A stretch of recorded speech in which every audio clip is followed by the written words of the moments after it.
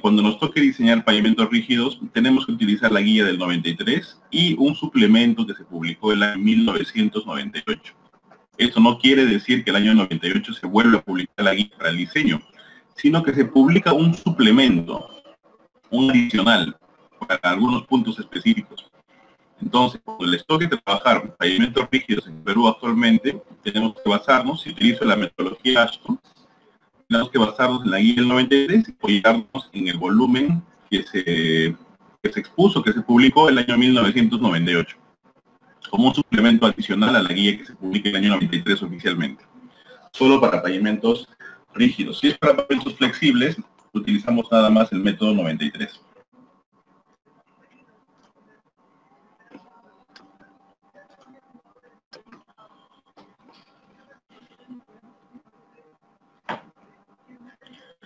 ¿Qué parámetros de diseño nos pide la guía? Los parámetros de diseño que nos pide esta guía empírica de 1993 empieza con lo que es tráfico, posteriormente materiales, condiciones ambientales, algunos parámetros de mantenimiento y calidad de construcción, principalmente los tres primeros. Entonces yo les consulto, si el parámetro de diseño es tráfico, ¿qué indicador me está pidiendo? Si el parámetro de diseño es el tráfico, ¿qué indicador me está pidiendo? El ESAL, correcto, el ESAL. El ESAL está poniendo el IMD. El IMD es un valor que me sirve en el proceso de calcular el ESAL. El IMD es un valor, un indicador que me sirve en el proceso de calcular el ESAL. El resultado, el gran indicador del tráfico es el ESAL. El gran indicador del tráfico es el ESAL. Posteriormente me dice materiales. Vale decir la subrasante, el suelo de fundación, la subbase, la base. ¿Qué indicador me está pidiendo de materiales? ¿Cuál es el indicador más importante de los materiales?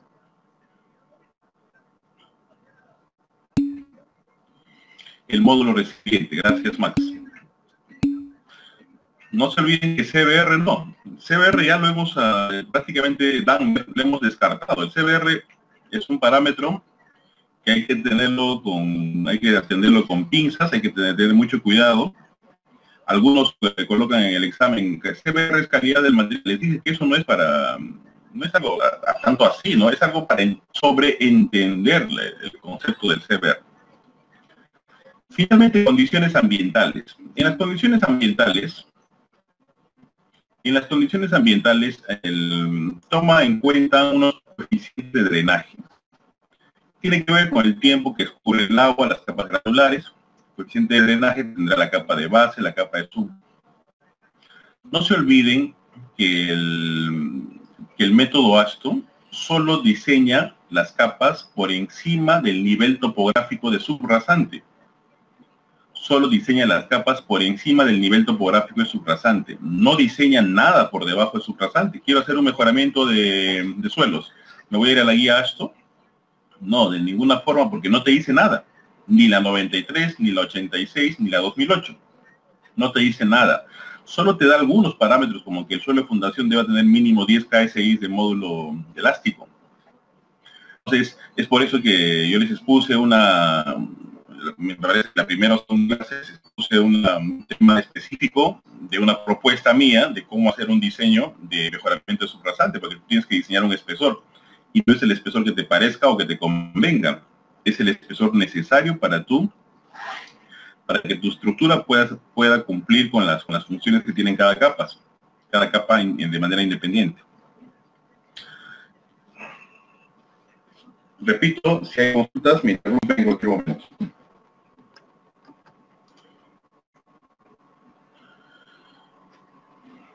Bueno, ¿qué significa esto? Es la Asociación Americana de Carreteras, ¿no? El método de diseño de la ASHTO es recomendado por la Asociación Americana de Oficiales de Carreteras y Transportes. Eso es lo que significa ASHTO. ASHTO es acrónimo de esta traducción. Se basa en los resultados de la pista de pruebas ensayadas en 1950. Exactamente no en 1950, en la década del 50, diría yo. La primera guía de diseño interina se publica en el 61, como les dije hace un momento, fue revisada en el 72 y el 81, y en el 86 se publica la guía revisada y ampliada. En el 93 se publica una nueva versión con pequeñas modificaciones de la guía de diseño. Les acabo de dar el detalle de los volúmenes. Y el método se basa en ecuaciones empíricas de desempeño a partir de la pista de prueba y adaptadas para climas distintos al que originalmente fue ensayada. ¿Correcto?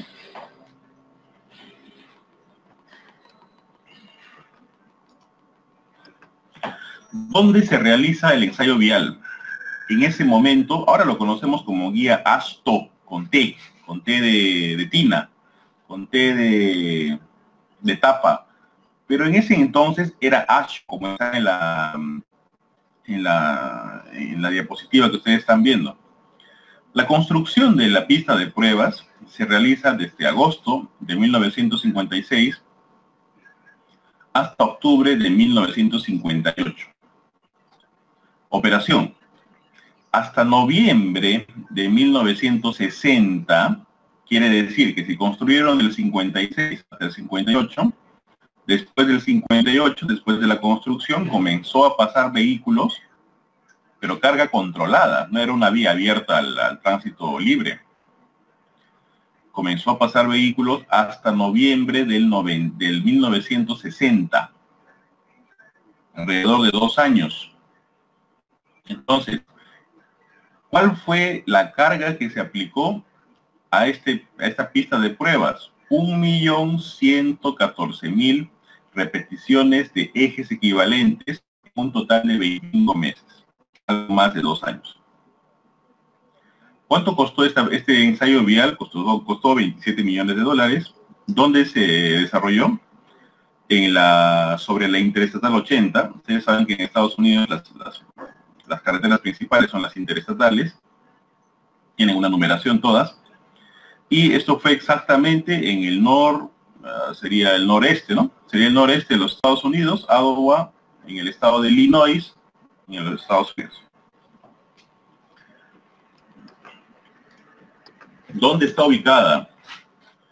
¿Dónde está ubicada ¿Dónde está ubicada la pista de pruebas? Ahí está, un mapa más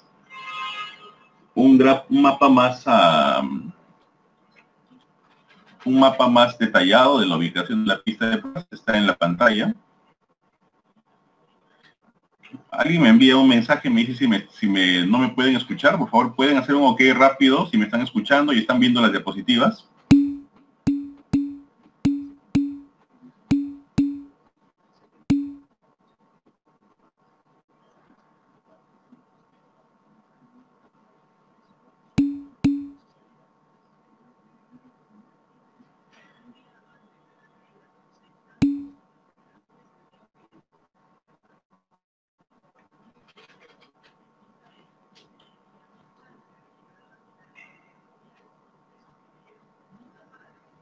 Bien, veo que todos me están copiando, entonces ya es un tema de cada uno.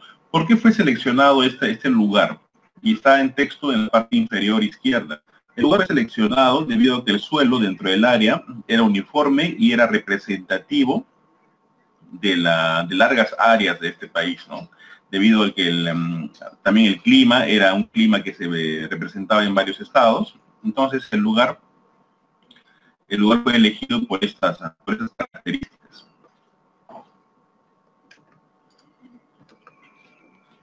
Entonces, ¿qué hicieron los americanos en esta pista de pruebas de la década del 50? Por favor, presten atención, esta es la parte teórica. A alguien le puede parecer aburrido, pero preguntas del examen vienen de aquí. Esta pista de pruebas, lo que hicieron los americanos es configurar circuitos. En la ubicación que designaron en Iowa, construyeron circuitos, como están viendo ustedes en la pizarra. En total 6 circuitos distribuidos, tal como está el croquis de la parte superior izquierda, a la mano, digamos que al oeste del pueblo. Estos circuitos tenían secciones en tangente y secciones en curva. Estos circuitos tenían secciones en tangente y secciones en curva para fines de monitorear cuál es el efecto del paso de los vehículos en una sección en tangente y una sección en curva, ¿no? Si pueden ver los circuitos, en la parte superior son tangentes para pavimento flexible y en la parte inferior son tangentes para pavimento rígido. De igual forma, el circuito de la mano derecha es para pavimento flexible y el circuito de la mano izquierda para pavimento rígido. Los circuitos tenían diferentes tamaños, las estructuras eran diferentes para probar la respuesta del pavimento ante carga. Y como pueden ver también en los circuitos aparecen puentes, se probaron puentes de pequeña longitud. Se probaron puentes de pequeña longitud en los 6 circuitos. Una vez conformados los 6 circuitos, si no me equivoco, el circuito número 1 es el único circuito donde no pasó carga, no pasó ningún vehículo. En los demás circuitos comenzaron a pasar carga controlada. ¿Qué quiere decir?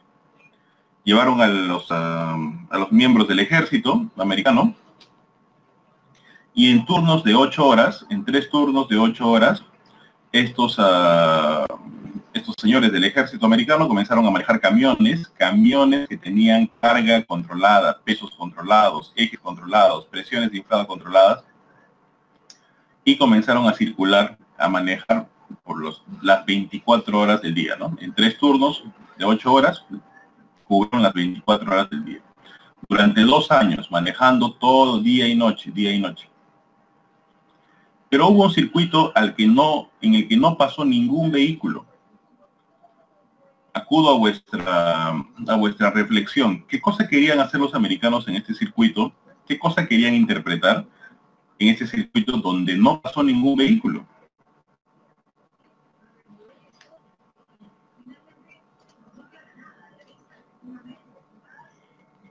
Les consulto, ¿qué cosa podrían haber pretendido evaluar en este circuito, donde construir en la misma forma con tangente y curvas, pero no pasó ningún vehículo? ¿Qué cosas querían evaluar?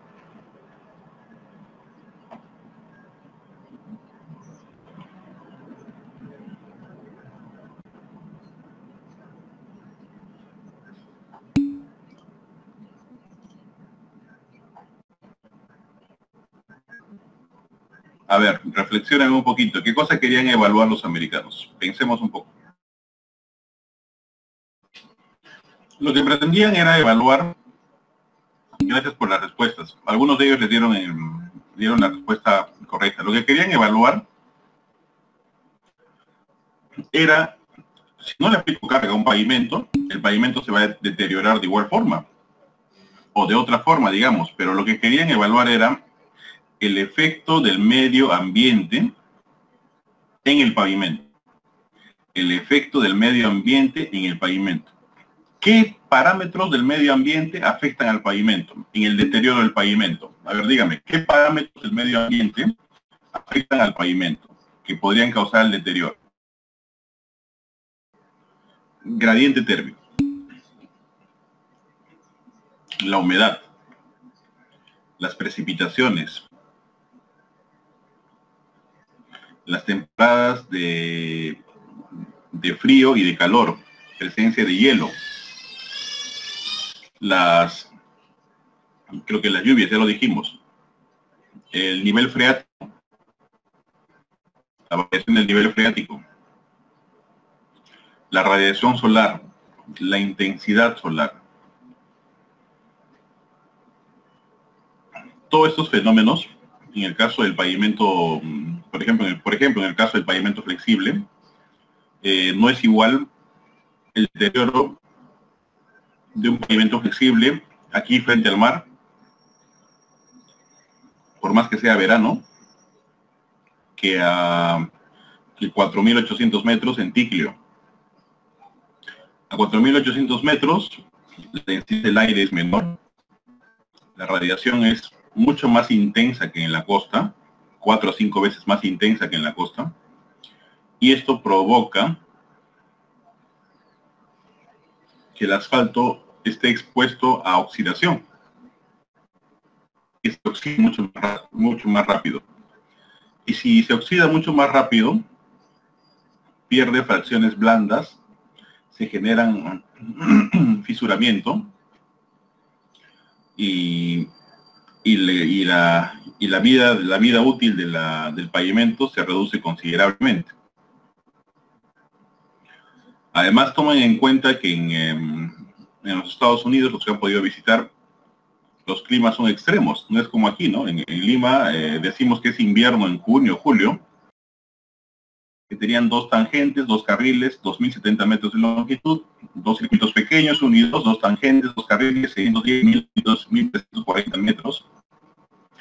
Las calzadas norte siempre eran de pavimento flexible, HMA. HMA significa mezcla asfáltica en caliente. Calzada sur siempre eran PCC, el que es pavimentos rígidos, Portland. Las características de los materiales. Los pavimentos flexibles en la subrasalte tenían suelos A6. ¿Cuáles son los suelos A6? Ya sabemos todos que es un suelo limoso, arcilloso. El CBR que estimaron en ese momento era un CBR entre 2 al 4%. La subbase era una mezcla de arena y grava con CBR entre 28 y 51%. La base, el agregado triturado, tenía un CBR de 107% en promedio. 107% en promedio, era una buena base. Y la carpeta asfáltica era una mezcla densa con asfalto PEN 85-100. PEN 85-100. Pavimentos rígidos utilizaron un cemento tipo 1, la resistencia de los 14 días, 3.500 el tamaño máximo de 1.5 a 2.5 pulgadas. El circuito 1, el carril 1 y carril 2, no se le aplicó carga, ya lo explicamos por qué. El circuito 2 estuvo compuesto por un carril 1 y carril 2, donde se aplicaron ejes sencillos de 2.000 y 6.000 libras. El circuito 3, en el carril 1, le aplicaron una carga de 12.000 libras, en el carril 2 una carga de 24.000 libras.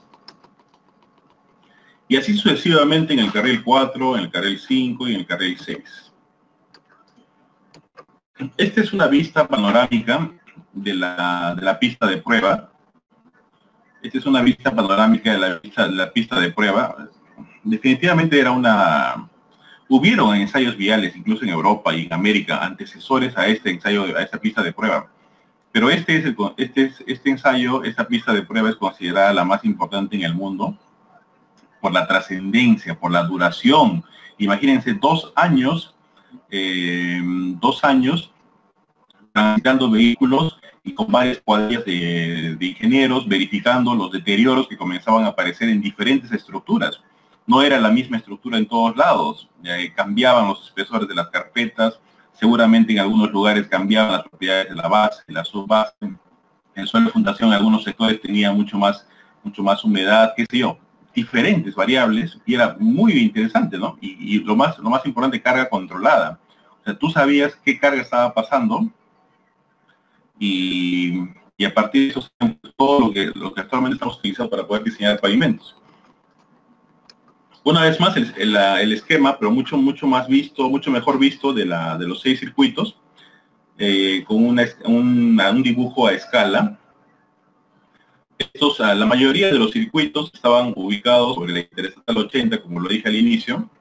En la actualidad, cuando uno va a Iowa, a Illinois, la Interestatal 80 se amplió y desaparecieron estos circuitos. Solo han quedado presentes en la actualidad el circuito que no estuvo afectado al tránsito, que solo estaba afectado al clima. Entonces, en la actualidad, cuando uno se moviliza hasta allá, ya no encuentra estos circuitos. La Interestatal 80 prácticamente ha desaparecido estos circuitos, del 2 al 6, y el circuito 1, que está a un costado, ha quedado como una representación de lo que fue, pues, el gran ensayo vial del año 50 a los años 60.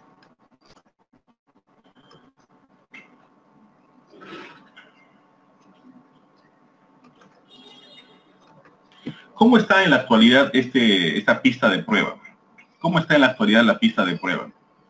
En la fotografía ustedes pueden ver a la mano izquierda la I-80, la Interestatal 80. No hay más los circuitos de prueba que estaban ubicados en esa zona. La Interestatal 80 es una autopista con dos calzadas separadas, si no recuerdo mal, hasta hasta tres carriles por sentido. Y a la mano derecha de la Interestatal 80, que están viendo en la figura, incluso en la figura de abajo también, en la fotografía de abajo, donde está pasando un camión rojo, al lado derecho está el circuito, el circuito número 1, el circuito que se construyó para fines de evaluar cómo el medio ambiente afectaba al pavimento. Fíjense cómo está en la actualidad. Bueno, en la actualidad 2016, ¿no? 2016. El año 2016, bueno, ya somos 2018, han pasado rápido casi 2 años, pero el 2016, a principios de año, no recuerdo, enero o febrero, tomamos la decisión de irnos a Estados Unidos, renunciamos al trabajo, dejamos todo acá, y nos fuimos un año entero a Illinois, específicamente a Chicago, y dentro de Chicago había que tomar un autobús para llegar a Adwa. Adwa es un pueblo muy pequeño allá. Y pudimos hacer algunos cursos dentro de la Universidad de Illinois, donde parte de estos cursos era pues las lecciones aprendidas a partir de la pista de pruebas de los americanos del año 56, 58 al centro. Entonces, ha quedado como un lugar, digamos, enmarcado, enmallado. Está el cartel de la ASHO de ese entonces, del 56 al 62 exactamente, ¿no? Porque fue construido del 56 al 58. Y el tránsito pasaron en los 2 años siguientes, ¿no? Y después del tránsito comenzaron a hacer la redacción de todos los manuales, que se pudieron redactar a partir de este trabajo de investigación. Entonces, es interesante, ¿no? Porque miren cómo ha terminado el pavimento rígido, donde no pasó ningún vehículo. ¿Cuántos años después? 40, casi 60 años después, ¿cómo ha quedado el pavimento rígido? Únicamente afectado por el medio ambiente.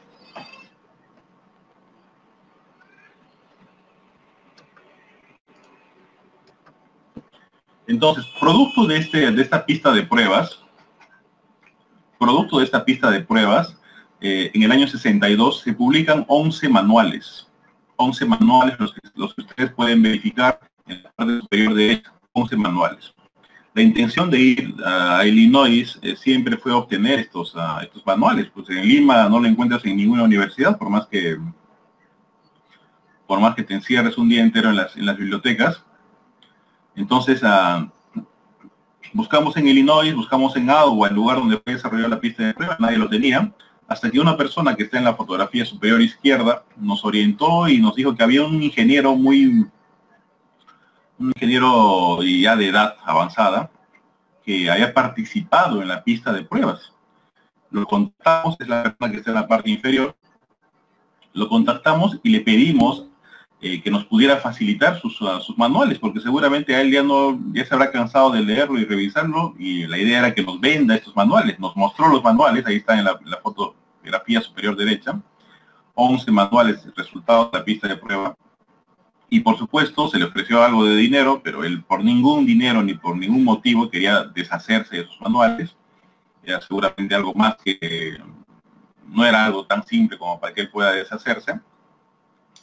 Pero finalmente tuvimos que movilizarnos hasta la Universidad de Illinois, en Urbana, que está por otro lado, había que tomar un tren. Y obtuvimos los 11 manuales en la biblioteca de la universidad. Entonces, como es en Estados Unidos, ¿no? Tú vas a Estados Unidos, ingresas a la biblioteca, y si quieres un libro, tienes un escáner a la mano, bueno, más de uno, tienes un pabellón lleno de escáneres y de fotocopias. Si tú lo quieres fotocopiar y si tú lo quieres escanear y te lo llevas en un disco o en un USB, no te cuesta un sol, nadie te cobra un sol. O si lo quieres fotocopiar, igual. Pero sabiendo que vas a hacer un viaje de Estados Unidos al Perú luego con carga, había que escanearlo. Entonces, finalmente lo obtuvimos de esa manera. En la actualidad todavía lo estamos estudiando. los 11 manuales. Es muy interesante, pero no hay todo el tiempo, digamos, para dedicarle a terminar de estudiarlo, pero lo estamos haciendo y esto está ayudando a que se mejoren las diapositivas. Sí, dime, a ver, adelante, Wilber. ¿Qué decir con esto de que se evaluaron las capacidades de carga, velocidades de un vehículo, su presión de inflado? A eso me refiero. Si se evaluó la carga. Tienes de carga de un vehículo para poder tener una buena característica en fabricación de un determinado vehículo. A eso me refiero. Lo que se llevaron son camiones. Se llevaron camiones y mejor, para que no sea abstracto, voy a saltar unas diapositivas y me voy a ir hasta la misma gráfica. Aquí está. Así como nosotros tenemos hoy en día nuestra clasificación de camiones, los americanos también hoy en día y en ese entonces tenían su propia clasificación de camiones. Entonces, hagan de cuenta que tenemos el T3S2, como está en la parte inferior a la izquierda. Para nosotros, ¿no? Para ellos puede ser un tipo 4, un tipo 5, no sé, un tipo 6, dependiendo de la clasificación de ellos. No había ningún tipo de evaluación al vehículo. La idea era que tú tenías el vehículo, tú tenías un tonelaje de carga límite, tú tenías condiciones geométricas de sus ejes, y lo que había que hacer era cargarles de presión de inflado lo suficiente o lo necesario, ni sobrecargarlo ni subcargarlo en términos de presión. Y en términos de carga, se dan cuenta que tampoco la idea era pues que el camión pase sobrecargado. El camión pasaba con una carga adecuada. Es como el camión C2. Para nosotros, el eje delantero debe pesar 7 toneladas como límite y 11 el eje trasero. Entonces, en un ensayo vial, se me ocurre que el camión pase con 8 toneladas o con 9 toneladas y el delantero con 6 toneladas. No tenía sentido que el camión pase vacío, pero sí que pase con una carga no al 100%, quizás al 80, al 100%, de 80 al 100%, ¿no? Pero no había ninguna prueba especial al vehículo.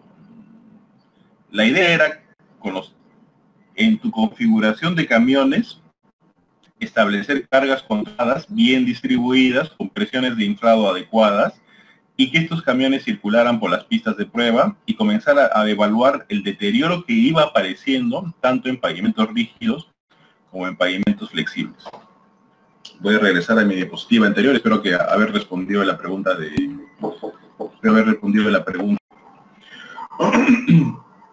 Entonces, algo que me faltaba comentar era que este ingeniero que aparece en la fotografía, algo importante que nos comentó era que él pertenecía a la cuadrilla del ingeniero Benkelman, del ingeniero Alvin Benkelman. ¿Qué es lo que hacía la cuadrilla del ingeniero Alvin Benkelman en la pista de pruebas? Medían deflexiones. Paraban un momento el tránsito en algún circuito y comenzaban a medir deflexiones para ver la respuesta, cómo iba variando la respuesta del pavimento. Paraban un momento el tránsito y según lo que nos comentaba el ingeniero, hacían una evaluación superficial, un PCI, lo que se conoce como PCI, que yo les he dado el manual y que no sé si alguno lo habrá estudiado, pero bueno. Luego verificaban la serviciabilidad, la rugosidad, y él pertenecía a la cuadrilla de deflexiones. La mejor manera de evaluar estructuralmente un pavimento es a partir de deflexiones. Entonces, ellos sabían perfectamente las características físicas y mecánicas de los materiales. No había necesidad de hacer una calicata y ver cuál era el suelo, ¿no? Dense cuenta que esto fue construido desde el suelo de fundación, conociendo 100% los materiales que estaban empleados ahí. Entonces, era más que todo verificar respuestas del pavimento. A ver, tengo una pregunta ahí, me dicen que ¿Y no hubiera sido mejor sobrecargarlo, ya que en la realidad los vehículos no van con la carga que consideran normalmente en un diseño? Esto no es tan cierto, ¿no? Esto es falso lo que están diciendo, porque yo estoy en este momento analizando el diseño, estoy revisando un diseño de hace un par de años de una carretera de importancia en el país, y en este caso lo que han hecho es considerar pesos límites. Quiere decir que los camiones pasen siempre supercargados, o sea, ni siquiera sobrecargados, ¿eh? Pero siempre cargados al límite del peso. Y cuando uno dibuja un espectro de carga, nosotros hicimos el año 2010 espectros de cargas en la carretera Piura-Sullana, que uno cree que los camiones van a pasar todos sobrecargados, es algo falso. Cuando tú ves un espectro de carga, te das cuenta que los camiones, algunos pasan a media carga, otros pasan vacíos y otros pasan con una pequeña sobrecarga. Entonces hay un balance entre todos ellos. ¿Por qué? ¿Qué sucede si yo asumo que todos están pasando con la sobrecargados? Voy a sobredimensionar la estructura que merezca en esa ubicación, en esa ciudad, en ese pueblo, no sé. Ser conservador no es irme al límite y sin haber analizado la realidad. La realidad es que los camiones en el Perú, por ejemplo, los que van en la carretera central, algunos vienen cargados de la selva, no sé, trayendo fruta, qué sé yo, productos a Lima, y se regresan vacíos o a media carga. Esa es la realidad. Si yo asumo que el camión viene lleno, viene cargado y se regresa cargado, estoy sobredimensionando el probable diseño o el espesor de refuerzo. Siguiendo con las diapositivas, este ensayo vial fue financiado por la ASHO, ya lo dijimos. Se evaluó la performance del pavimento, se estudió el comportamiento de pavimentos tanto flexibles como rígidos.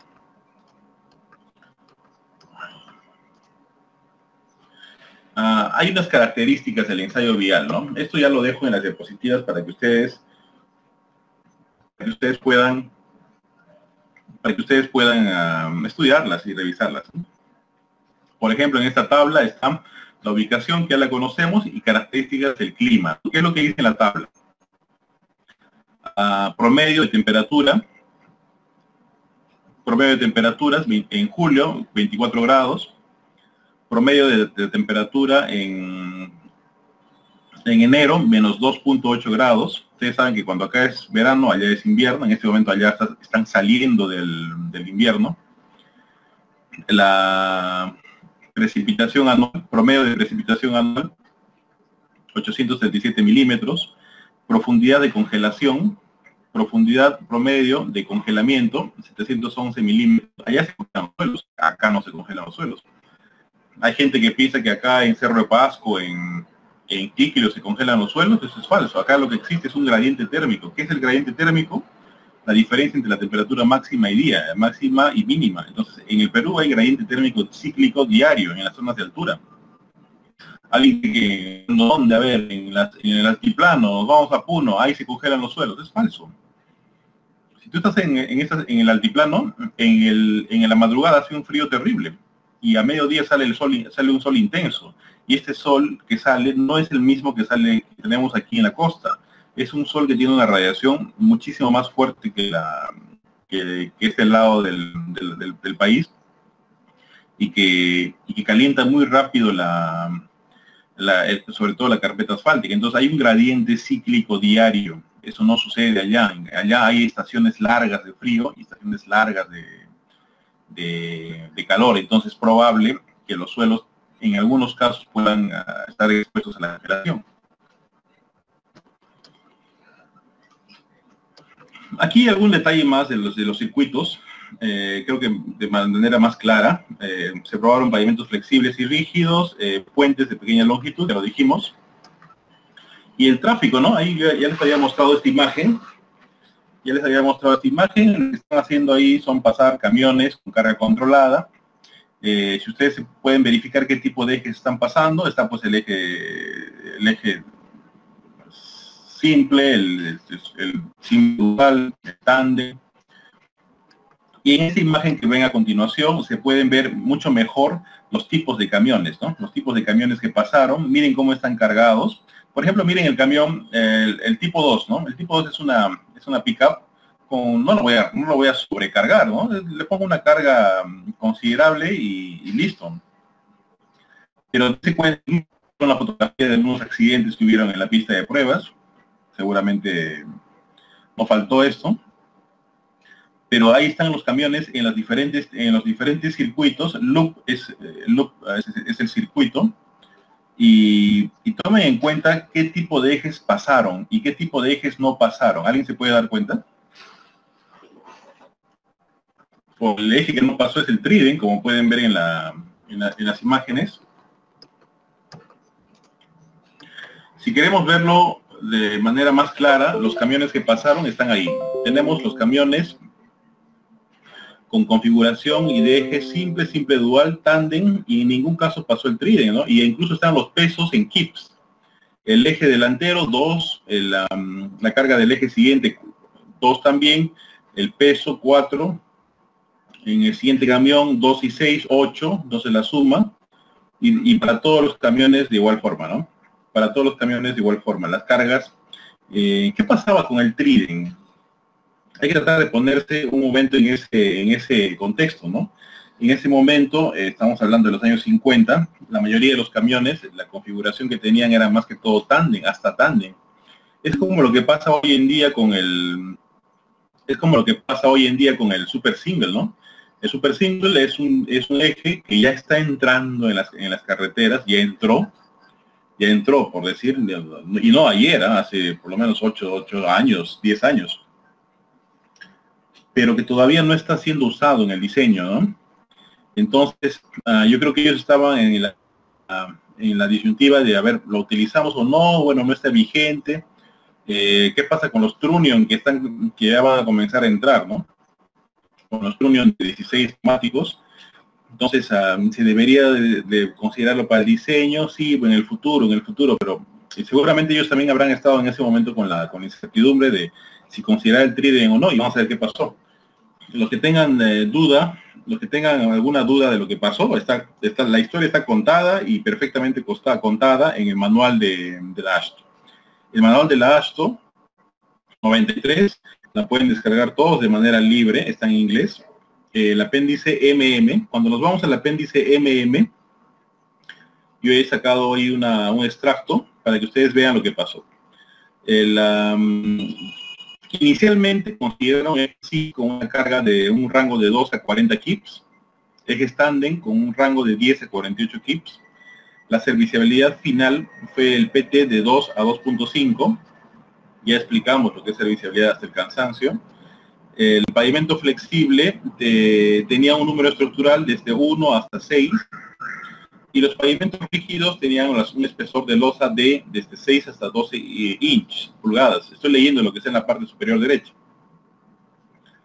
Finalmente, hubo la incertidumbre del eje trident. Entonces, se hace una adaptación. Se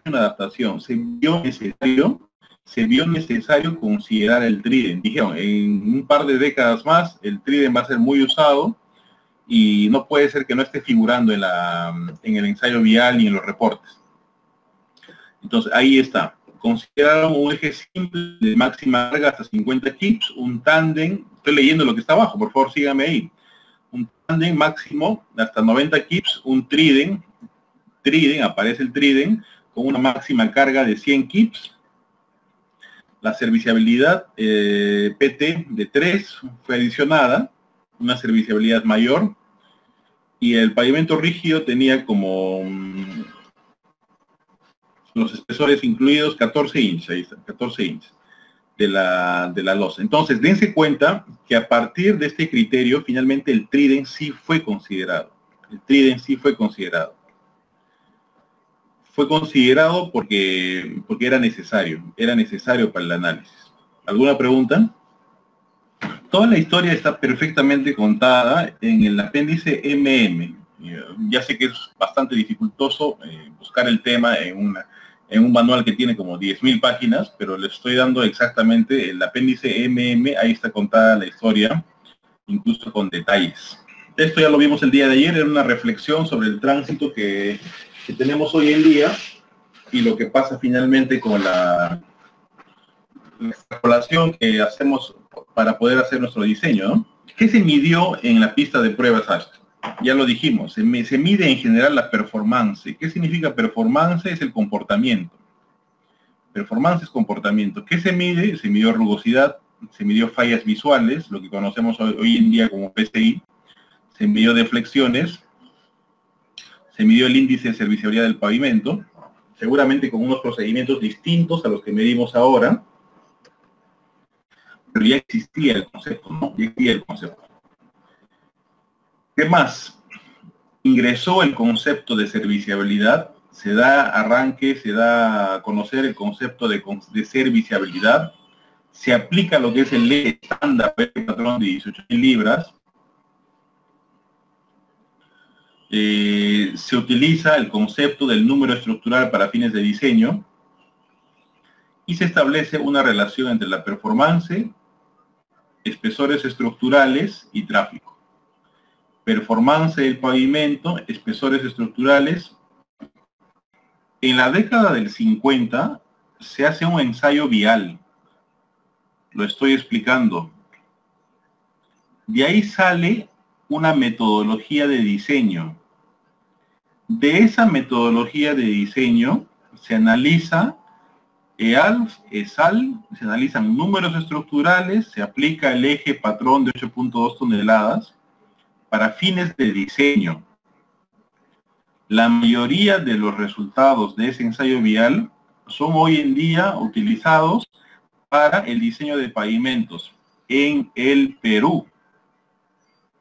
En el Perú todavía utilizamos métodos empíricos como la ASTO 1993 y todas las anteriores, la 86, la 71, la 61, todas eran empíricas. En el Perú todavía estamos en ese estado de diseñar pavimentos por método empírico. ¿Por qué se le llama método empírico? Porque analizaron la performance o el comportamiento del pavimento a partir del paso de cargas. ¿A qué ejes equivalentes es aplicable este método? A ver, interpretaré la pregunta y trataré de responderla. Al inicio de la exposición dije que en este ensayo vial pasaron 1.114.000 ejes equivalentes. No quiere decir que el método esté limitado para un diseño donde solo tenga este tráfico, 1 por 10 a la sexta. El problema no va por ahí. El problema es que en la actualidad los métodos, y no de ahora, ni siquiera de la ASTO 2008, no piensen que lo único bueno o lo único mecanístico empírico en la actualidad es ASTO 2008. Ya les dije que Shell y el Instituto del Asfalto, que vienen del año 90, de la década del 90, ya eran empírico-mecanísticos. Sino que ASTO 2008 es mucho más complejo, pero sigue siendo empírico-mecanístico. Entonces, este método no está diseñado para que tú hagas no está dirigido para que hagas un diseño para tales ejes equivalentes. No es el enfoque digamos, de la crítica a un método que es empírico, que actualmente lo utilizamos. Es posible mejorar la capacidad resistente de un pavimento, solo hasta ahí. De hecho, ¿no? Pongámonos en la carretera más importante en el Perú, la Panamericana, cualquiera, la norte o la sur. La Panamericana fue construida hace décadas, pero va perdiendo su nivel estructural, su capacidad estructural, porque el tráfico va creciendo y el tráfico probablemente ni siquiera fue bien estimado, entonces hay cargas mucho mayores que lo que se estimó al inicio. Entonces el pavimento se va deteriorando. ¿Hay manera de rehabilitar esto para 20 años más? Definitivamente que sí. Si no fuese así, la Panamericana estaría hecho un desastre. Entonces, ¿hay maneras de rehabilitar? Hay 1000 maneras de rehabilitar. Hay 1000 maneras de rehabilitar y proyectar que esta estructura trabaje unos 15, 20 años más. Es como un anciano que ya tiene 100 años y quieres que siga caminando. Bueno, habrá que hacerle algo. Hay que hacerle algo a este anciano, hay que mezclarlo con un niño de 10 años y va a trabajar unos 20 años más. Es lo que se hace. Yo comenté ayer que el método en sí tiene un factor de seguridad. Ahora, ¿cómo evitar que los factores ambientales afecten a tu estructura? Eso es prácticamente imposible, ¿no? Se han dado cuenta que un pavimento donde no pasó ningún vehículo está prácticamente destrozado o cuarteado, destruido, después de 40 años, únicamente por el sol y por las lluvias y por el hielo y por las nevadas, qué sé yo. Entonces, ¿hay alguna receta mágica para que el sol no le haga nada al asfalto? Pues eso es prácticamente imposible, ¿no? Hay formas de atenuar estas fallas, la oxidación, por ejemplo, del asfalto, hay formas de atenuar. Hay formas de evitar la falla por alabeo en las losas en pavimentos rígidos, que se da por la temperatura superior y la temperatura menor, la losa va cóncava, convexa todo el día y hay un momento en que pasa el camión y termina generando una fisura. Algún alumno me dijo en algún momento, ¿y qué pasa con los sismos? ¿Por qué los pavimentos no resisten? No hay un factor sísmico aquí en el diseño. Yo estoy en este momento en un edificio de 30 pisos y estoy en el piso 13. Viene un sismo, esta estructura dentro del diseño tiene un factor sísmico. Pero viene un sismo fuerte, viene un terremoto y se lo lleva todo. Un edificio, imagínense, entonces una carretera que apenas está conformada por una base, una subbase y una carpeta asfáltica, no se va a quebrar, termina pues abriéndose, termina fracturándose completamente. Entonces, más o menos por ahí va. Ahí tengo una pregunta más. ¿Cada cuánto tiempo se puede hacer una rehabilitación de pavimentos? En el caso hablamos de la Panamericana. Ahí entra lo que es un sistema de gestión. Yo no puedo dar una receta. Entonces, desde ahora, por favor, para todos ustedes, cada 3 meses comenzamos a hacer rehabilitaciones. Eso no sirve. Hay personas que en la especialidad que tenemos se van a Estados Unidos y hacen un doctorado en sistema de gestión de pavimentos. Gestión de pavimentos, en palabras muy simples, porque es una clase de 6 meses, es saber cuándo, cómo y cuánto te va a costar. Cuándo, cómo y cuánto te va a costar la intervención de tu pavimento. ¿Qué parámetros vas a manejar para poder hacer la evaluación de tu intervención y cuándo va a ser? Lo expliqué en la clase pasada.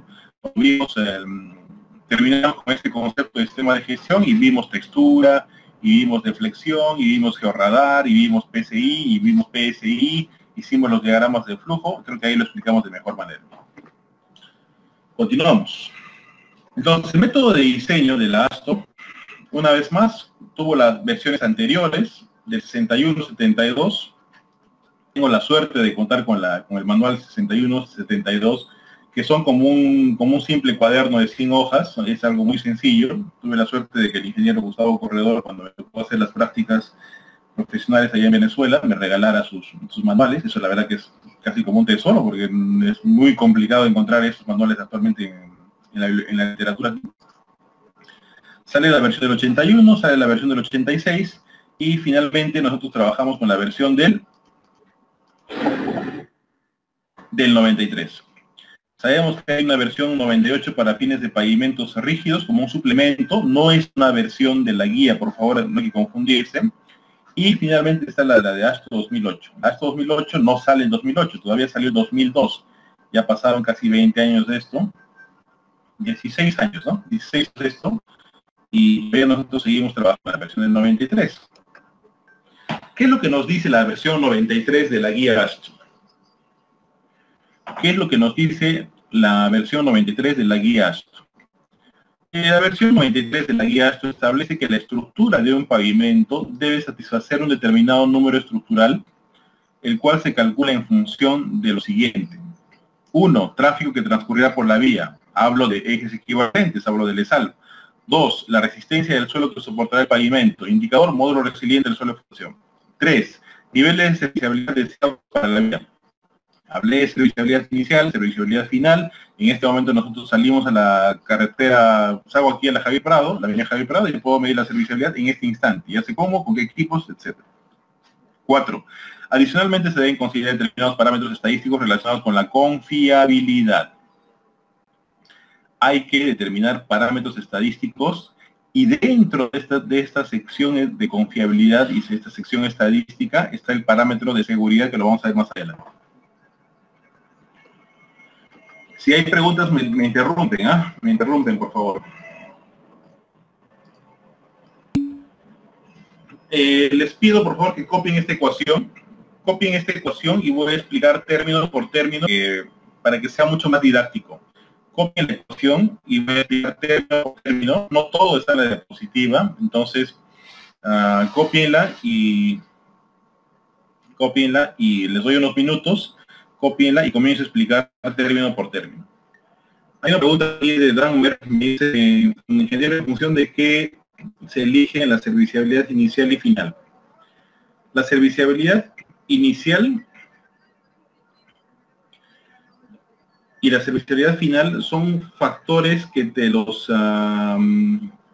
impone la entidad.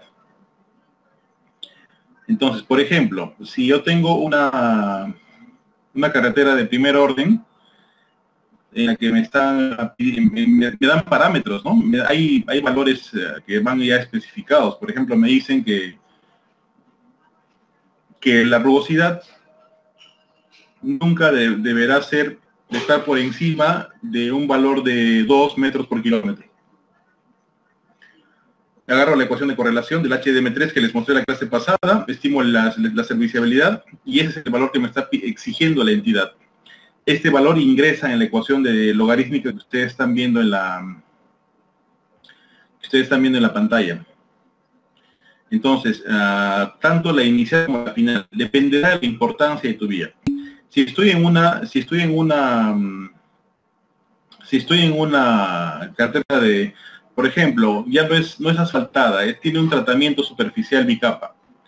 El nivel de rugosidad no va a ser tan exigente como 2. Me dirán, pues ya, tu nivel de rugosidad va a ser 3. Ingreso a la ecuación entre que relación del I con el PSI, tengo el PSI, y este es el PSI que me están imponiendo. Es como una condición para mi diseño. ¿Quién lo impone? Lo impone en las bases la entidad. Puede ser el Ministerio de Transportes, puede ser el gobierno regional, puede ser una municipalidad, tan simple, ¿no? Pero no es un parámetro que se calcule, que hay que resolver una ecuación para calcularlo, no. Son factores de serviciabilidad de la vía. Cada vía, de acuerdo a su importancia, tiene que cumplir unos factores de serviciabilidad muy independientes. Entonces, por ejemplo, en carreteras concesionadas, tipo interoceánica, tipo panamericana, norte-sur, la entidad viene Ocitran cada cierto periodo, de acuerdo a tu contrato de concesión, y viene y te evalúa la rugosidad. Y te dice, pues, yo te dije que la rugosidad en promedio, en el tramo kilómetros 100 a 150, tiene que estar siempre por debajo de 2, y tu rugosidad está en 3. Entonces, ¿qué pasa? Te multan, y estás obligado a efectuar trabajos de inmediato para reparar eso. Listo, vamos con la ecuación Astor.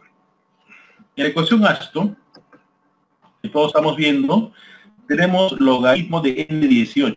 N18 es el tráfico, o sea, el ESAL que hemos calculado. Por favor, cuando yo les digo cuál es el indicador del tráfico, ESAL. Ya no me hablen de IMD, ya no me hablen de ALF.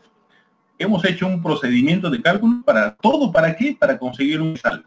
Entonces, el indicador de tráfico es el ESAL. Luego viene el logaritmo de N18 es igual a 9.36, logaritmo de SN. ¿Qué es el SN? Es el número estructural.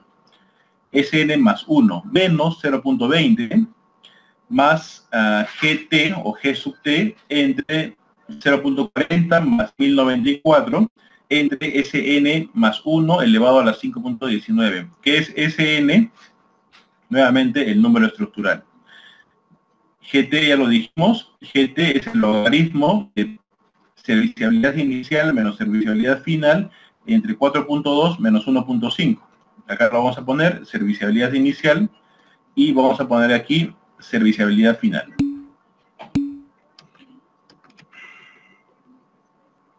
Luego tenemos más 2.32 logaritmo de MR. Más 2.32 logaritmo de...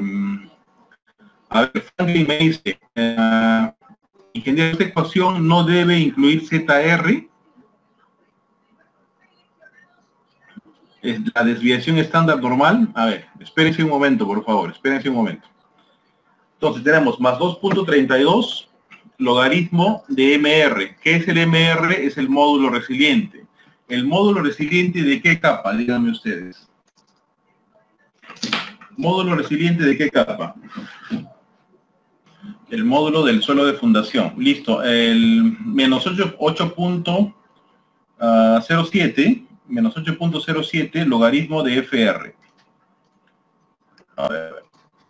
FR es el factor de confiabilidad. FR es el factor de confiabilidad. FR es el factor de confiabilidad. Listo. Hay que resolver la ecuación logarítmica. Esta es la ecuación logarítmica para el diseño. Y yo les decía que en este momento recién vamos a conocer cuál es el objetivo de resolver esta ecuación logarítmica, conocer el SN. ¿Cómo resuelvo el SN en una ecuación, en esta ecuación logarítmica, donde lo que quiero resolver es en dos miembros? ¿Me entienden? Pero correcto, hay que despejar el SN, pero en este caso Jorge Luis tiene el SN en dos miembros de la ecuación. ¿Cómo hago para resolver el SN? Correcto, Franklin. La manera más simple de resolver esto es tanteando un valor. Tanteando un valor. Pero si me pongo a hacer tanteos en la vida profesional, donde hay que hacer cientos de diseños en cuestión de horas, voy a perder mi tiempo. Entonces lo que hay que hacer es aplicar un método numérico. Recuerden la clase de métodos numéricos, Newton-Raphson, hay una serie de metodologías, del punto fijo, Newton-Raphson, por ahí se me ocurre alguna más. Hay que, no es n más 1, hay que únicamente asumir ese n, un valor, y comenzar a sacar resultados.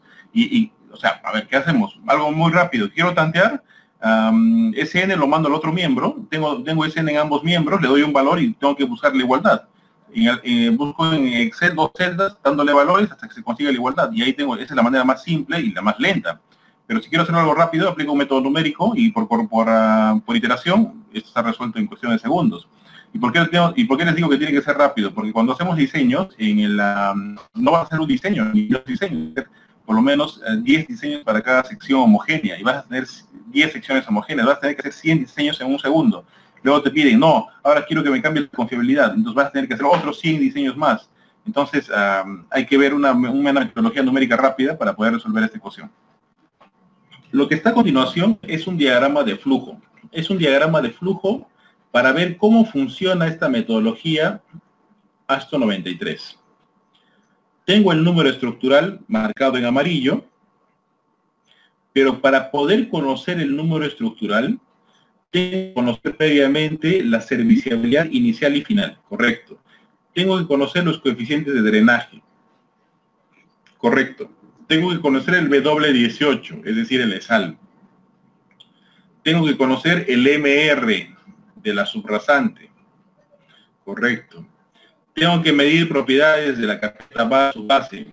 Tengo que saber coeficientes estructurales, ayer ya lo expliqué, correcto. Tengo que establecer la confiabilidad, ZR y la desviación estándar. Tengo que ver parámetros de confiabilidad. ¿Alguien está preguntando sobre confiabilidad? No lo quiero perder ahí. Franklin Freddy de la Cruz. Franklin Freddy, espérate un momento que ahorita vamos a ver el tema de confiabilidad. Si yo conozco todos estos valores o todas estas variables, conozco el SN. Puedo calcular el SN. Si yo conozco el SN, puedo calcular espesores. Espesor de carpeta, espesor de base, espesor de subbase. Si ya conozco esto, finalmente hago un análisis económico. quiero que quede algo muy claro. En pavimentos, 2 más 2 no es siempre 4. ¿Qué quiero decir con esto? Que yo puedo plantear dos diseños distintos y cumplen un mismo SN. Son 20 alumnos. Pueden plantear 20 diseños distintos. Yo no evalúo los espesores. Lo que evalúo es que tú cumplas el número estructural. En el examen final viene un problema de diseño y yo puedo recibir hasta 10 diseños distintos o hasta 20 diseños distintos. Lo que yo califico es que tú cumplas un número estructural. El número estructural requerido, que te está pidiendo la estructura. Entonces, en el análisis económico yo planteo varias alternativas y seguramente la mejor alternativa, la más viable, será la que menos recursos invierta y eso va a ser tu diseño final. Ahí termina AASHTO 93. Ahí termina AASHTO 93. Entonces, lo que a continuación hay que hacer es una verificación mecanística. ¿Me apoyaré en Instituto del Asfalto o me apoyaré en Shell? ¿Por qué tengo que apoyarme en estos dos? Porque son empírico-mecanísticos. Me ayudan a predecir el futuro. AASHTO 93 no predice el futuro. Instituto del Asfalto y Shell me ayudan a predecir el futuro. Ah, pero yo quiero utilizar AASHTO 2008. Perfecto. ¿Pero tienes datos? No. ¿Tienes la licencia de software? No. Tú no puedes utilizarlo. Pero esa más o menos es la idea del diagrama de flujo. Solamente para repasar lo que vimos el día de ayer en relación al número estructural.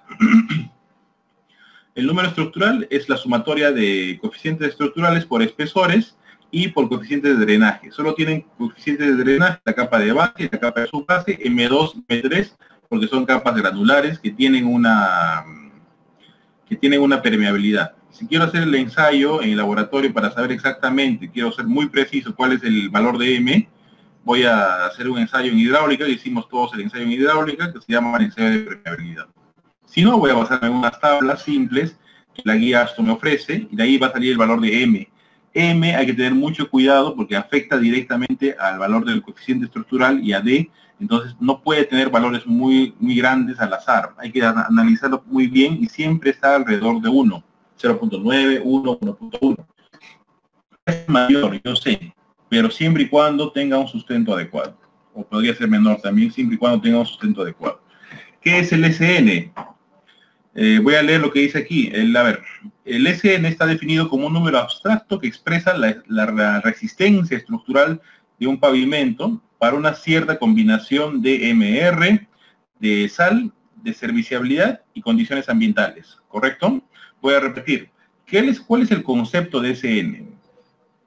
El SN es un número abstracto que expresa la resistencia estructural de un pavimento, requerido para una combinación de suelo de soporte, MR, tráfico expresado en ejes equivalentes de 18 kips, ESAL, serviciabilidad final y condiciones ambientales. ¿Quién dice esto? La AASHTO 93. Prefiero copiarlo y pegarlo para que no digan que uno se inventa algún concepto. Los conceptos están en la guía, únicamente hay que resaltarlos y leerlos en clase para que no queden dudas. ¿Qué cosa diseño? ¿Qué es el diseño de un pavimento? Diseñar espesores y diseñar rigidez. Aquí está una estructura de pavimento, D1, D2 y D3 es la nomenclatura para los espesores en pulgadas. Y a la vez tenemos tres números estructurales, SN3, SN2 y SN1. Son los SNs parciales. Yo lo conozco al SN como uno solo, el SN requerido de pavimento. Es SN, que es un todo en general, y se parte en tres. En SN3, SN2 y SN1, que son simplemente SNs parciales, como vamos a ver en el ejemplo que vamos a resolver más adelante. Entramos a lo que es confiabilidad, y espero que me acompañe ahí con su pregunta Franklin Freire de la Cruz, y alguno más que me hizo preguntas ahí. La confiabilidad está muy bien definida en el último párrafo. Vámonos al tercer párrafo. ¿Qué dice? Por medio de esta variable se considera la variación de la predicción del tráfico y la variación de la predicción del desempeño del pavimento en términos aplicables de carga. Y aquí empieza lo más importante. La guía de diseño 93, AASHTO 93, define la confiabilidad de la siguiente manera. La confiabilidad del diseño de un pavimento es la probabilidad que la estructura del pavimento diseñada se desempeñarán satisfactoriamente para cargas de tráfico, condiciones ambientales en un periodo de vida determinado. ¿Correcto?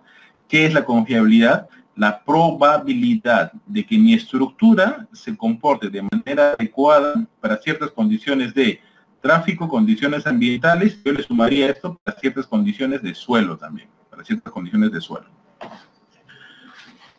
¿Alguna duda? Variabilidad.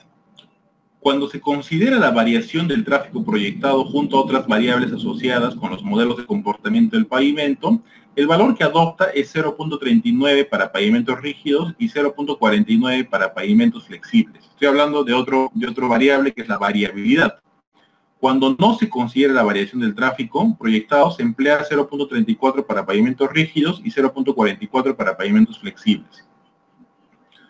Estoy planteando dos condiciones, la de arriba, del primer párrafo, y la de abajo. En palabras simples, arriba dice, cuando se considera la variación del tráfico, vas a considerar ciertos factores.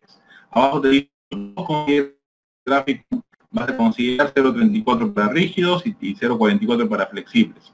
El rango de la variabilidad, su símbolo es S sub 0, va de 0.40 a 0.50 en pavimentos flexibles y 0.30 a 0.40 en pavimentos rígidos. Les pregunto, en una carretera cualquiera, a ver, la carretera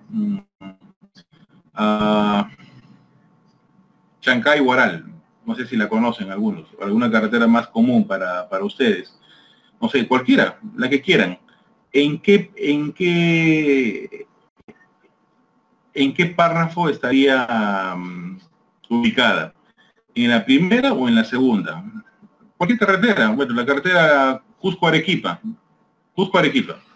¿En cuál de los dos párrafos estaría representada? ¿Donde varía el tráfico o no varía el tráfico? La carretera Cusco-Arequipa. ¿Consideran que va a haber una variación en el tráfico proyectado, sí o no? Hoy día hacemos un diseño 2018 hasta el 2028. ¿Va a variar el tráfico? Sí, muy probablemente sí. Me pongo en el segundo caso. Gracias por la respuesta de todos. Me pongo en el segundo caso, que dice, cuando no se considera la variación del tráfico proyectado, se emplea 0.34 para rígidos y 0.34 para flexibles. ¿Qué caso sería este particular en el Perú? ¿Qué carretera o qué pavimento o qué vía? Rápido. No, pues, ¿qué tiene que ver un aeropuerto? Un aeropuerto es completamente distinto. Un aeropuerto, la carga, el diseño de un pavimento de un aeropuerto es completamente diferente. Ahí no hay sales, ahí no hay alfa, es por carga, es por impacto, es distinto. No tiene que ver un aeropuerto. En una vía de vehículos, ¿dónde aplicaría el segundo párrafo?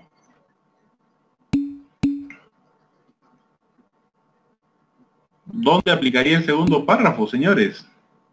Cuando no considero que va a haber una fuerte variación del tráfico, o cuando no va a haber una variación del tráfico. ¿En qué vía creen? En Lima, ya les estoy ayudando, en Lima. ¿Dónde no va a haber una vía? En corredores.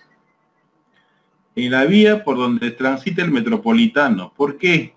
Porque solo pasan autobuses. Y yo sé cuántos autobuses pasan en el día. Y yo sé cuál es la carga. Y yo sé cuánto pesan esos vehículos, y yo sé cuántos ejes tiene cada vehículo, y yo sé cómo están inflados sus presiones, y yo sé cuántas veces, con qué frecuencia pasan. Entonces, hay casos donde no se considera una variación del tráfico. Entonces, dense cuenta que los valores, la variabilidad, repito, 0.40, 0.50 en flexibles, 0.30, 0.40 en rígidos, es diferente para cada condición. Por lo general, vamos a estar ubicados en la primera condición, párrafo 1. La confiabilidad, y alguien me preguntaba por el ZR y no sé qué cosa quería. Bueno, aquí está la confiabilidad. La confiabilidad es un parámetro que depende mucho de la importancia de tu vía. Nos concentramos en la tabla que está en el medio. En la tabla que está en el medio. Tengo 3 tablas, en el medio una tabla. Si tu carretera es importante, si es una interestatal, para el Perú sería panamericana, vas a considerar una confiabilidad del 80 al 99.99%. Ustedes que han llevado el curso de estadística saben que no existe confiabilidad 100%. Puede haber 99.99, pero no puede haber 100%. Entonces, si tu carretera es de primer orden, tu confiabilidad va de 80 a 99.99%. Si tu carretera es una red principal, ¿no? O sea, una de segundo orden, tu confiabilidad va a ir de 75 a 95%. Si tu carretera es de menor orden, una red secundaria, va a ir de 75 a 95%. Si tu carretera es una red vial rural, de poco importante, tu confiabilidad va a ir de 50 a 80%. Pero alguien me dirá, pero esos son rangos, ¿y yo cómo hago? ¿Cómo determino el valor que debo utilizar? Bueno, vamos a ver en un momento. Entonces, al lado derecho está la desviación ZR. La desviación ZR. Esto viene de la distribución de la campana de Gauss, ¿no? Recordarán la campana de Gauss, donde, por ejemplo, si yo elijo trabajar con una confiabilidad del 95%, el ZR es menos 1.645. Si yo elijo trabajar con una confiabilidad del 90%, el ZR que me corresponde es menos 1.282. Esto porque ¿de dónde viene esto? De la campana de Gauss. De la campana de Gauss es una distribución, se considera una distribución normal. Entonces, bajo este parámetro ya tengo mi confiabilidad. Y si tengo mi confiabilidad, tengo el valor de ZR. ¿Qué valor de confiabilidad voy a elegir? Esto lo expresa en el gráfico que está a la mano izquierda. A la mano izquierda hay un gráfico. Pero este gráfico está en inglés. Lo vamos a traducir. Aquí está, el gráfico traducido. ¿Cuál es mi confiabilidad? O sea, no es tan simple de decir, si estoy trabajando en Panamericana, voy a trabajar con una confiabilidad del 80 al 99.9. Ah, bueno, a Juan se le ocurre trabajar con 85, a Pedro se le ocurre trabajar con 90, a María se le ocurre trabajar con 99.9. ¿Cuál es el verdadero valor de la confiabilidad? Está en la gráfica. En esta gráfica ustedes pueden ver entre paréntesis A, costos iniciales. Lo que yo hago en diferentes valores de confiabilidades en el eje X y valor presente neto en el eje Y, en dólares, en soles, por metro cuadrado, como quieran, yo proyecto los costos iniciales. ¿Cuáles son los costos iniciales en una carretera? Los costos de construcción para diferentes confiabilidades. Grafico esto y ya tengo la curva de costos iniciales. Luego tengo costos futuros en B. ¿Qué son los costos futuros en una carretera? Mantenimiento, rehabilitación, principalmente. Dibujo esta curva. La sumatoria de estas dos curvas que acabo de dibujar es la línea punteada que está en la parte superior. La sumatoria de A más B está arriba, en C. Entonces, ¿cuál es mi confiabilidad? ¿Cuál es la confiabilidad que me interesa aplicar? La que menor costo me establezca. Entonces, en esa curva punteada, busco el menor valor, trazo una línea hasta abajo y esa es la confiabilidad que yo debería de utilizar para mi diseño, mi confiabilidad óptima. ¿Cuánto es? Ahí aproximadamente sale 87, 88%. Esa es mi confiabilidad. En función de la campana de Gauss, ingresaré a la ecuación y sacaré mi ZR y comenzaré a hacer mi diseño. Un caso práctico de una carretera donde hicimos el cálculo de la confiabilidad. Miren, confiabilidad para diferentes confiabilidades 50, 60, 70, 80 hasta 99.99, costo inicial planteado ahí, costo futuro, mantenimiento más un refuerzo en el año 10, costo total en valor presente neto. Ahí está. Lo que hemos graficado es el costo inicial, hemos graficado el costo futuro, la sumatoria de los dos de abajo está en la parte de arriba, tú proyectas el punto más bajo de tu costo total, en el eje Y está el costo por metro cuadrado en soles, abajo están las confiabilidades, en el eje X. Entonces, el menor costo está coincidiendo para una confiabilidad del 90%. El menor costo está coincidiendo para una confiabilidad del 90%. Entonces, si yo quiero ser muy preciso en calcular mi confiabilidad, este es el procedimiento. Si alguien me dice, tengo una vía que ni siquiera existe, recién la vamos a aperturar, entonces tengo que hacer este análisis, no vas a poder hacerlo. En este caso, cuando tengas algo muy simple, vas a tener que asumir. Por ejemplo, ¿cuánto? Ahí te dice la tabla, ¿no? La tabla que les mostré antes. Voy a regresar ahí. Esta tabla me dice, si tu vía es una vía local, una vía rural, donde no pasan muchos vehículos, estableceré que el valor es 50-80%. Bueno, te puedo trabajar con 60-70%. Ver cómo varían mis resultados de mi diseño. No va a variar mucho. Pero la preocupación es más que todo cuando tienes una vía de primer orden. En una vía de primer orden, de acuerdo a tu cliente, de acuerdo a la entidad, es probable que tengas que calcular la confiabilidad, ¿sí? Entonces acá me dicen, a ver, Mailú me dice, Mailú, tú trabajas en Provía, si no me equivoco, corrígeme. Ya, me dice, ingeniero, las eje de carreteras, la confiabilidad se basa en el tráfico, según su diagrama nos basamos en el costo. Buena intervención, Mailu. Creo que la mejor que has tenido hasta el momento. Aquí está, ¿no? Lo que me dice Mailu, aquí está. A propósito de la CG, acabo de ver un correo donde están invitando a todo el mundo en Lima, gratis, van a repartir las EG 2018. Ya no vamos a hablar de las 2013. Creo que este 20 de marzo las publican, las van a repartir por todos lados y seguro va a estar para descarga libre. A todos los que trabajan en entidades ahí, descarguen sus EG 2018. Alguna novedad nos traerán, alguna variación. Yo les acabo de mostrar el análisis de confiabilidad según la AASHTO. Ahora, ¿qué dice el ministerio? A ver, el ministerio dice, clasifica a tus carreteras en función del tránsito, en función de los ESALes. Y te dice que es un TP0 cuando va de 100.000 a 150.000, te dice que es un TP4 cuando va de 750.001 a 1.000.000 y así, etcétera, hasta el TP14 cuando va de 25 millones a 30 millones y el TP15 cuando es mayor a 30 millones. Y te dice directamente, si tu tráfico es 1.000.000, por ejemplo, me ubico en el TP6, 1.500.000 a 3 millones, utiliza una confiabilidad del 85%. Tan simple, oye, esto como que parecería un insulto a la capacidad de una persona, ¿no? Señores, ¿ustedes recuerdan que yo les mostré algo parecido en el mejoramiento de subrasantes? Tienes un tráfico de 1.000.000 a 5 millones, mejora 25 centímetros. Tienes un tráfico de 3 millones a 5 millones, mejora 45 centímetros. Tienes un tráfico de 6 millones a 10 millones, mejora 50, 60 centímetros. Estas tablas son cosas muy simplificadas, muy resumidas y no se aplican. No se aplican.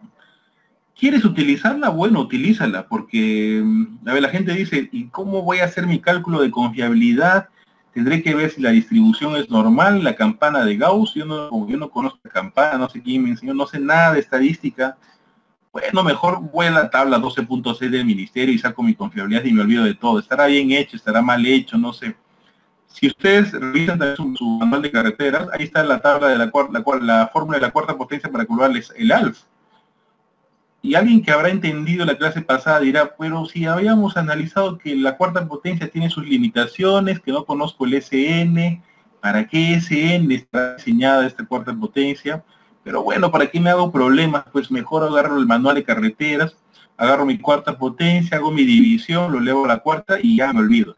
Luego esa piedra va a quedar en el zapato unos cuantos días, va a fastidiar, pero luego me voy a olvidar. Yo les enseño lo que dice la AASHTO 93. Como profesional, es tu criterio elegir cuál es la mejor metodología que tú la utilices en tu trabajo. El Ministerio de Transportes tiene un manual de carreteras donde es nuestra norma, entre comillas, todas las normas son manuales, que están basados en las normas americanas, pero están simplificadas, muchas veces sin análisis. Y muchas veces los revisores mismos del ministerio te dicen, no utilices el manual porque tiene cosas que no se usan. Pues entonces, haz el análisis bajo AASHTO, por favor.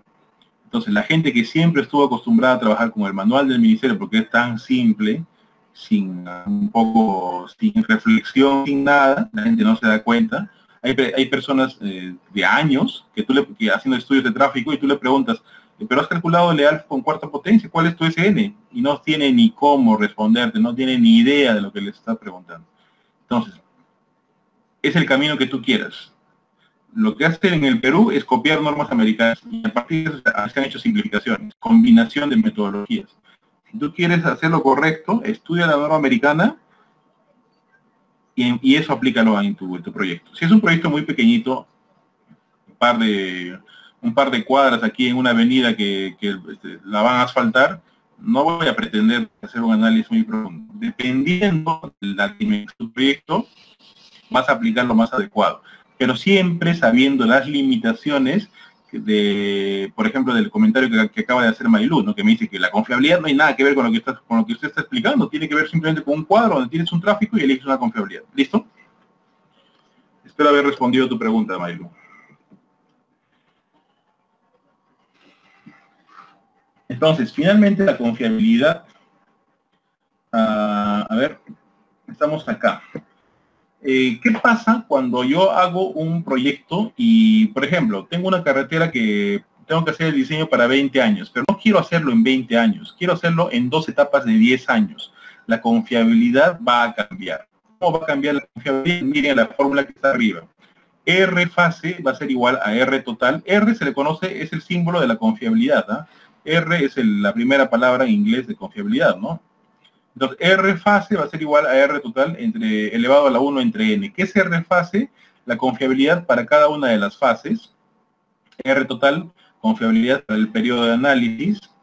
Y N es el número de fases de rehabilitación. Por ejemplo, si el diseño establece 3 etapas, ya, tengo un diseño para 30 años, no quiero hacer un solo diseño para 30 años, quiero hacerlo en etapas, en 3 partes, correcto. Ya tengo 3 etapas en la construcción del pavimento y el nivel de confiabilidad inicial es 95%. Nivel de confiabilidad inicial 95%. La confiabilidad para cada etapa hay que calcularla con esta fórmula. R etapa va a ser igual a 0.95, mi confiabilidad inicial, elevado a la 1/3, 1 entre 3, porque N, el número de etapas hace 3, me va a salir 98% de confiabilidad, ¿correcto? A más etapas tú dividas tu proyecto, tu construcción de carretera, tu confiabilidad va a ir creciendo.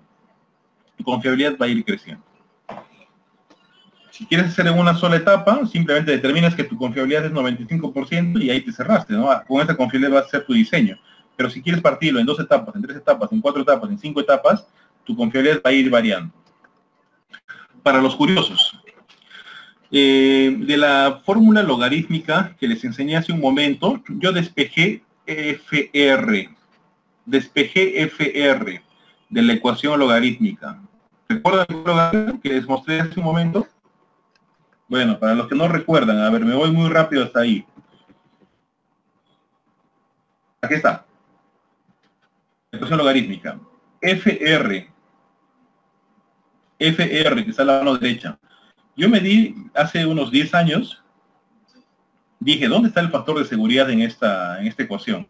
Y despejé FR y me di cuenta cómo sale el factor de seguridad. Se los muestro a continuación.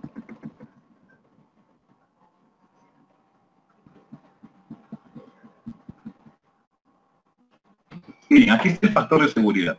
Si yo despejo FR, me doy valores de datos de sal, trazo un diagrama para diferentes confiabilidades, me doy cuenta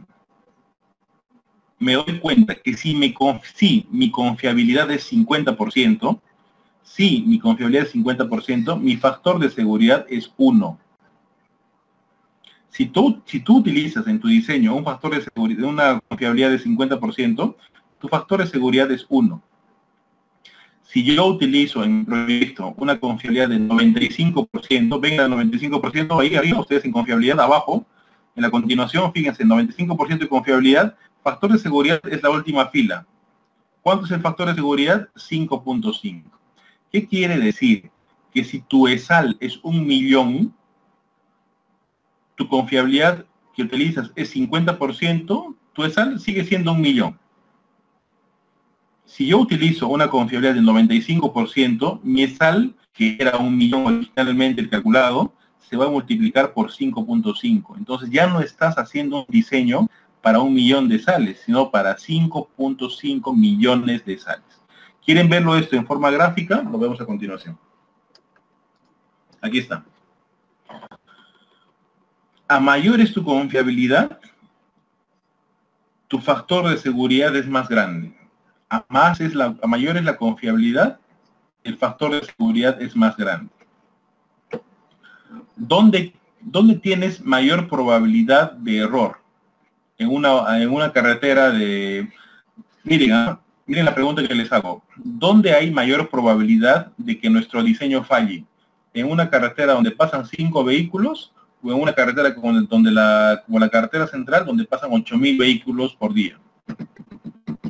¿Dónde utilizas mayor confiabilidad? Definitivamente en la carretera central. ¿Por qué utilizo mayor confiabilidad? Porque hay muchas más variables. Hay muchas más variables que pueden afectar mi diseño.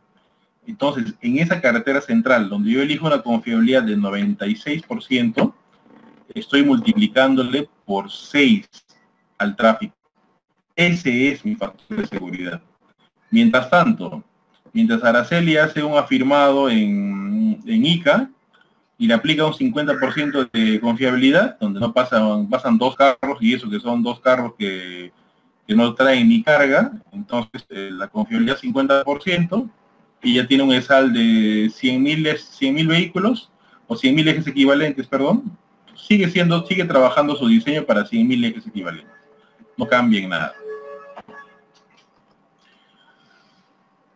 Lo propio se puede hacer para la variabilidad. O sea, uno de curioso puede comenzar a ver la sensibilidad de la variabilidad y la confiabilidad y cómo afecta esto en el diseño. No los quiero meter mucho en esto, son ejercicios que yo hago en mis tiempos libres y lo plasmo en las diapositivas. Número estructural ya vimos. Vamos a lo siguiente. ¿Cómo conozco el coeficiente estructural de cada capa? ¿Cómo conozco el coeficiente estructural de cada capa? Por favor, copien las ecuaciones que están en la parte superior. Mientras tanto voy explicando. Creo que 1 minuto para copiar esto es suficiente, ¿no? Mientras tanto yo voy explicando. Quiero conocer el coeficiente estructural de mi carpeta asfáltica, A1. Quiero conocer el coeficiente estructural de mi base granular, A2. Quiero conocer el coeficiente estructural de mi subbase, A3.